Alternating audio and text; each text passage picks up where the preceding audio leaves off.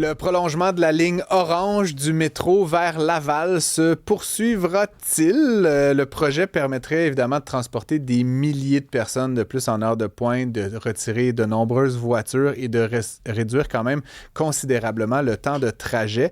On a appris que la RTM planchait sur la prochaine phase de planification à long terme des transports collectifs dans la grande région de Montréal. Elle a annoncé 8 zones à l'étude et la première zone, figurez-vous donc qu'il s'agit de Chaumédé-Saint-Laurent, dont l'étude devrait être réalisée dès cette année. Je joins le maire de Laval, Stéphane Boyer, pour en parler. Bonjour, M. Boyer. Bonjour, M. Gosselin. Merci d'être avec nous. Avez-vous été surpris de découvrir que vous étiez en tête de liste des priorités d'études de la RTM aujourd'hui? Ou est-ce que c'est quelque chose que vous aviez un petit peu manigancé là, avant le dévoilement de la liste aujourd'hui? Non, en fait, je suis pas tant surpris parce que il y a déjà des études qui datent d'une douzaine d'années qui disaient que de prolonger la ligne de métro orange entre Laval et Ville-Saint-Laurent était un des projets les plus porteurs, un des projets qui étaient les plus importants en termes de nombre de gens que ça pouvait déplacer, puis en termes de voitures qu'on pouvait retirer de nos routes. Donc, on sait depuis longtemps que c'est un excellent projet, mais les chiffres commençaient à dater. Donc, la RTM, en ce moment, met à jour plusieurs études parce qu'il y a des demandes de projets de transport en commun un peu partout dans le Grand Montréal. Puis, je pense que c'est important de pouvoir mettre notre argent public dans les meilleurs projets, là où l'argent va aller le plus loin. Et là, on a commencé à avoir les premières données sur le prolongement de la ligne orange et on constate qu'en effet, c'est des chiffres qui sont assez spectaculaires quand on compare là, à d'autres projets. Effectivement, vous avez fait un statut Facebook à ce sujet. Vous faites une analogie avec le troisième lien. J'ai trouvé ça intéressant. Est-ce qu'il y a une rivalité entre les villes là, pour l'allocation des deniers publics quand vient le temps de construire des grandes infrastructures comme celle-là? Ben, c'est certain que c'est des sommes qui sont colossales, hein. Les projets d'investissement en transport en commun, souvent, c'est plusieurs milliards de dollars. Évidemment, on construit des routes, des ponts, des métros pour des décennies. Donc, c'est des grands actifs pour la société, mais ça reste des grandes sommes. Puis en ce moment, ben, l'argent public, il est de plus en plus rare. Les coûts de construction sont de plus en plus élevés. Donc, à mon sens, c'est important d'investir l'argent là où le dollar du citoyen va aller le plus loin. Personnellement, qu'il y ait un troisième lien ou pas, ça ne me dérange pas. C'est au gouvernement du Québec de faire des choix. Mais c'est certain que dans les dernières années, là, ce qu'on disait, c'est qu'il n'y a plus d'argent pour prolonger le métro à Laval. Mais quand on regarde que le troisième lien à Québec déplacerait, selon l'étude de la Caisse et dépôts, environ 800 voitures à l'heure, donc environ 2400 personnes en heure de pointe matinale, puis que le prolongement de la ligne orange en déplacerait 31 000, Ouais. 10 fois plus, c'est difficile de dire pourquoi est-ce qu'on a de l'argent pour déplacer 2400 personnes, mais pas pour 31 000 personnes. Donc, c'est là qu'on voit l'importance, en fait, politiquement, de faire des bons choix puis d'investir l'argent là où ça va être le plus rentable pour la société, au-delà des intérêts politiques pour gagner quelques circonscriptions. Vous avez donc fait cette publication, j'ai référé à l'instant, puis bon, vous donnez, comme vous venez de le faire, plusieurs chiffres, puis je n'ai aucune raison d'en douter. Par contre, on a déjà vu l'ouverture d'une ligne de métro vers Laval, qui est très utilisée, et on n'a pas l'impression que ça a fait beaucoup réduire la circulation automobile, c'est-à-dire qu'on dirait que pour chaque automobile qu'on a retiré pour transporter quelqu'un par métro, il y a comme une nouvelle auto qui s'est ajoutée, les temps de transit n'ont pas beaucoup diminué. Bon, vous avancez des nouveaux chiffres sur ce nouveau tronçon. Est-ce que vous pouvez nous dire si effectivement ça va un jour permettre d'atténuer la circulation automobile ou est-ce qu'on va juste voir ce même phénomène-là se reproduire à nouveau sur ce nouvel axe? Ben, bonne question.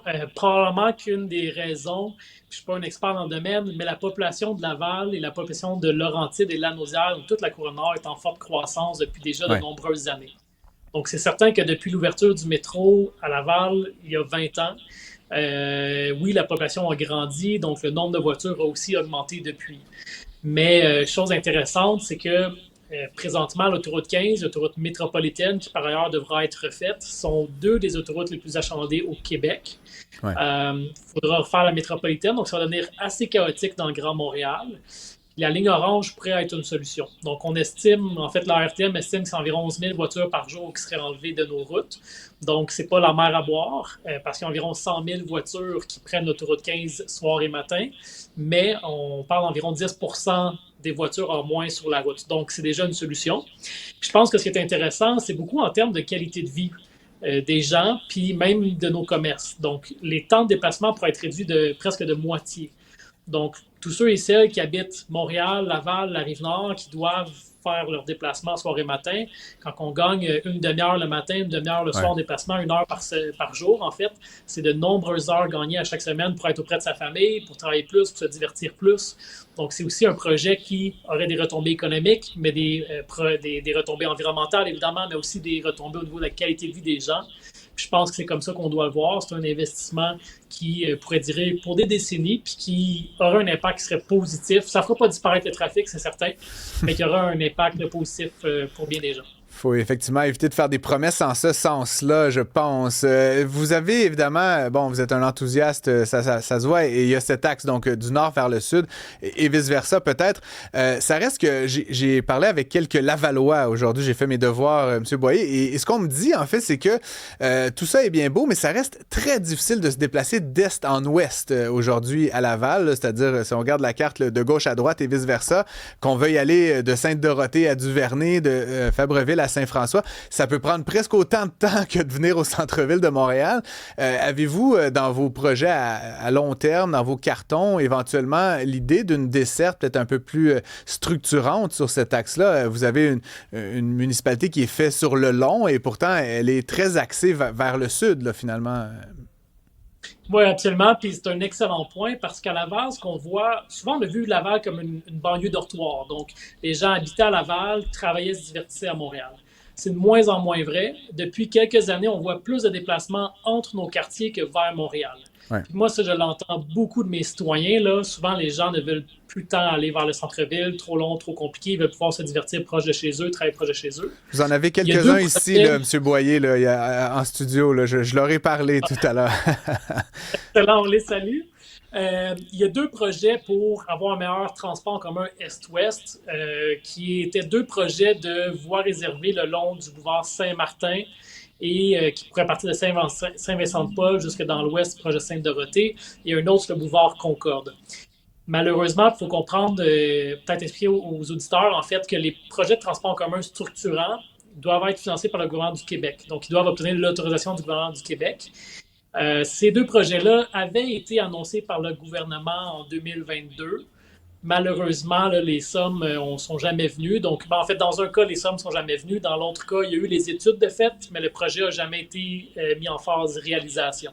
Donc, on est toujours en attente d'un signal de la part du gouvernement du Québec à ce niveau-là, parce que c'est vrai, là, les gens avec qui vous avez parlé ont raison. De plus en plus, les Lavallois se déplacent à travers Laval, entre les quartiers, veulent rester plus proches de chez eux.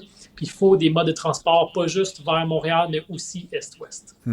J'ai lu une étude qui disait que c'était un peu moins de 30% des gens qui faisaient le navettage vers le sud, ce qui laisse quand même plus des 2/3 là, qui circulent effectivement à l'intérieur de Laval pour le travail, pour se divertir, pour consommer. En terminant, vous avez parlé tout au long de notre entrevue d'argent. Tout ça, cette prolongation de la ligne orange, boucler la boucle, là, on pourrait dire, va coûter évidemment des gros sous. Est-ce qu'on a à ce stade-ci une estimation de combien coûterait là, ce nouveau tronçon? J'imagine que la ville n'a pas les moyens d'y mettre grand-chose. Là. On dépend d'Ottawa, de Québec, mais avez-vous comme un ordre de grandeur, M. Boyer?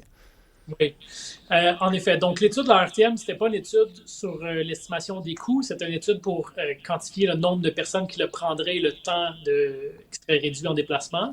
Mais on sait qu'aujourd'hui, ça serait environ 1,3 milliard du kilomètre quand on considère les intérêts payés et tous les coûts qui seraient associés si on fait un métro comme on l'a fait pour la ligne bleue. Mais moi, je pense qu'on peut faire un projet qui coûterait moins cher.